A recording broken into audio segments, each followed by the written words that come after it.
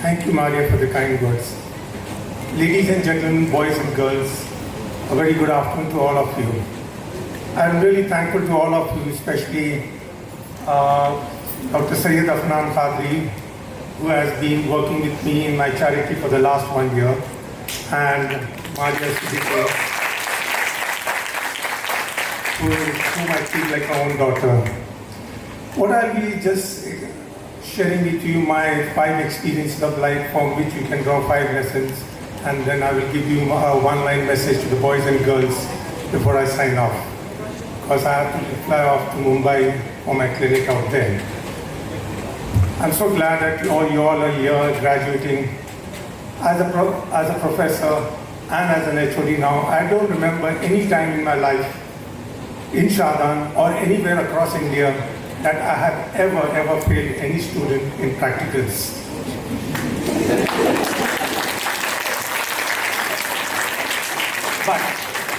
But myself, both in my MBBS, in medicine, and in my MD pediatrics, I failed. And both the times, I failed in practicals, not in theory. I always scored well in theory. And in my practicals in medicine, when I failed in MBBS, 6 months later, I came back with marks which enabled me to get the most sought after line in those days, that was pediatrics. Radiology and what is now dermatology. In those days, nobody would even look at it. But pediatrics was on top of the line, and I managed to get it. The lesson out here is that don't let failures get into it. Learn from your failures and move on. Come back stronger later. The next thing, after my completion of MD, I was sponsored by my professor for training in UK, where I was there for 3 years. And then I went off to US, did my residency, and completed in 1 year, and then I came back and settled out here. Why I'm saying this is that many of you all are confused as to where I should settle in India, where Saudi, where I should be. So I just want to let you know, wherever you feel happy, wherever you feel comfortable, that is the best place to settle down. The grass is never green on the other side. The grass which you grow is the greenest. The next lesson is, once I came back, I started my pediatric practice. And I had quite an okay average practice, although I had great people like Maria Siddiqui as my patients right from infancy. But at some stage I felt that I was not going beyond what I was expected it to go. And trying to improve it further was like banging against the wall. So what did I do? I changed my line. From pediatrics, I went over to allergy. So the message out here I want to give is, if you are not moving ahead in life, change your life. There's no point in banging against the wall. Better to change the wall. So what did I do? I went off to UK in my mid-50s, in my 50s, and then I took training in allergy, passed the European board examination, a very tough examination in allergy, and came back and started practice. So the message out here is never late to change your career. And it's never late in your life to give new examinations. You can, at any time, if you try sincerely, you can do it. And then the last one is the most important thing. Everybody is looking for happiness, For happiness for everyone, each one may be different. For me, the solution to happiness is sharing, And what you have, you should share. God has given me with a lot of knowledge, so I share my knowledge. I have traveled every crook and every corner of this country, north to south, east to west, Gujarat to Shillong, Assam, Kashmir to Kanyakumari, going around giving lectures, doing workshops, sharing my knowledge. Now I've cut that thing down, now making videos and Instagrams. And again here, Dr. Maria has been very helpful in making those videos for me because I like to share my knowledge. Now I'm sitting out around and writing books. 4 books I've written, and 2 of these books have been by international publication houses. So the last lesson which I want to give is, whatever you have, share. God has given me knowledge, share. If God gives you wealth, share it, because sharing gives true happiness. And all this wouldn't have been possible if if you are sincere in a purpose and clarity of thought, then luck will smile at you, and the luck should come to you at the right moment. And that's why in my 12th, I did my 12th, my medicine from Mumbai. So, in my 12th, we used to get admission on the basis of the 12th marks. And what happened is in my prelims, I performed miserably. But then luck smiled on me. Two important things happened.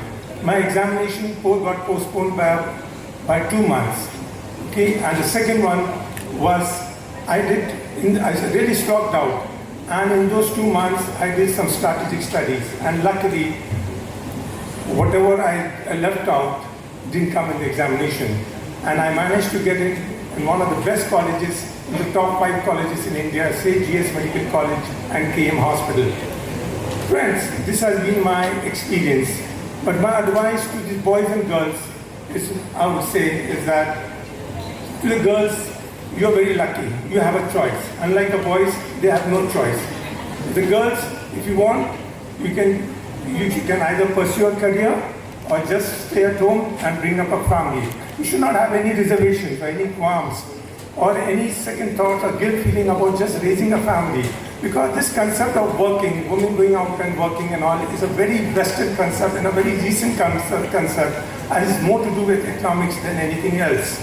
And for those girls who are interested in a career, yes, you should go ahead, you should pursue a career, and you should try their highest, but don't forget, it's nothing to do with religion, nothing to do with your culture or traditions, but do not forget, do not try to ever go against nature. And I think you got the message. What I am saying is, don't go against nature. And to the boys, I am sorry to say that your MBBS today is nothing more than a graduate degree, like a BA, BCom or a BSc. When you go with your passport, you don't need immigration clearance. Okay? So if you really have a passion for medicine, continue your career in medicine and go to the highest. But if you're not, then there are various lines you can change over to. There's administration, IAS.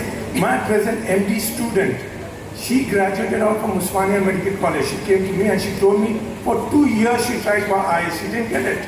Okay, so now she's come back to do MD Pediatrics. I salute her, although she tried hard, because not everybody is lucky. My sister, she managed to get into IAS and she did IAS, but not everybody is that lucky. If not, you can go for MBA, you can go for law, you can go into business.